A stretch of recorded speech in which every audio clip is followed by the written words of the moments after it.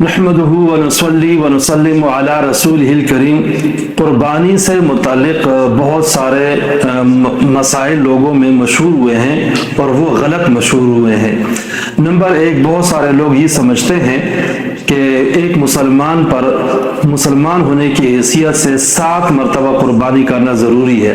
جس نے 7 مرتبہ قربانی کر لی تو یہ کافی ہے، آئندہ اس کے لیے قربانی کرنا شرعاً ضروری نہیں ہے،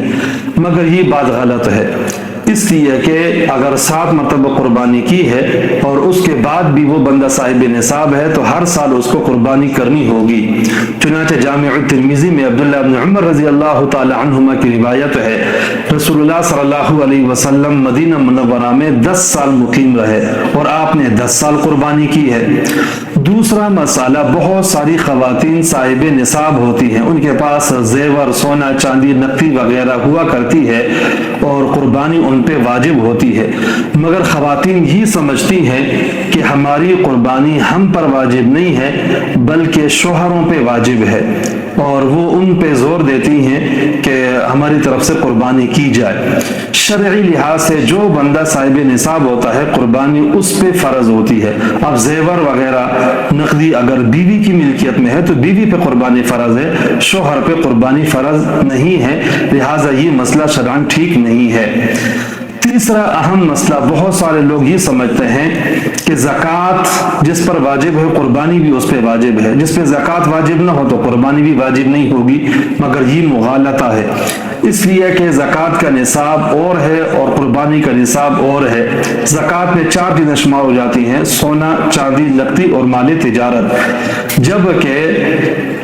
قربانی میں ان 4 چیزوں کے علاوہ 5ویں چیز ضرورت سے زائد اشیاء کو بھی شمار کیا جاتا ہے۔ اب یہ ممکن ہے کہ ایک بندہ پہ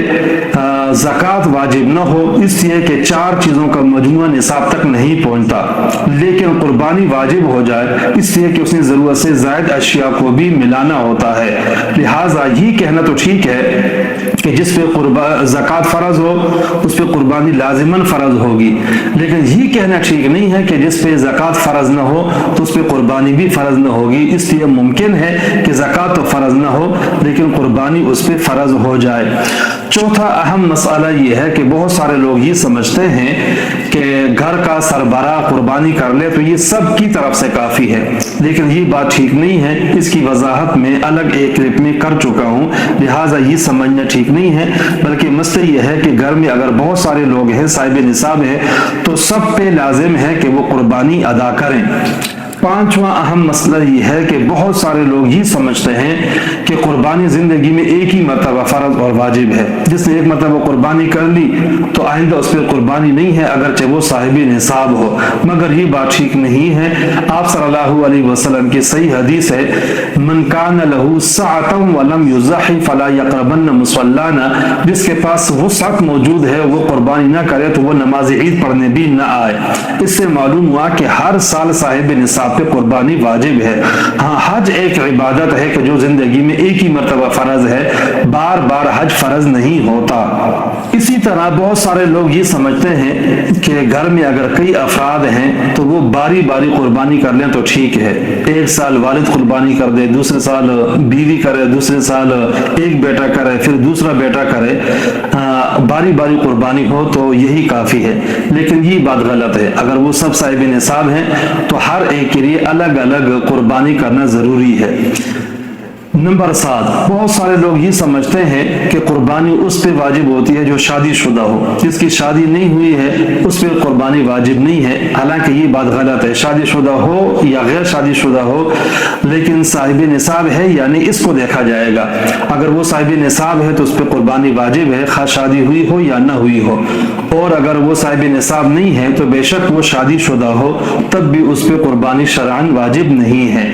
نمبر 8، بہت سارے لوگ یہ سمجھتے ہیں کہ بندہ اگر برسر روزگار ہو تو اس پہ قربانی واجب ہے،